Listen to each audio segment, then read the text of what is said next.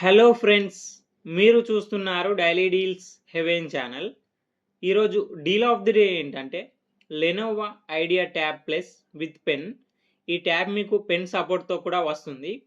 ఈ tab display వచ్చేసి 12.1 inch 2.5K LCD display 90Hz refresh రేట్తో వస్తుంది.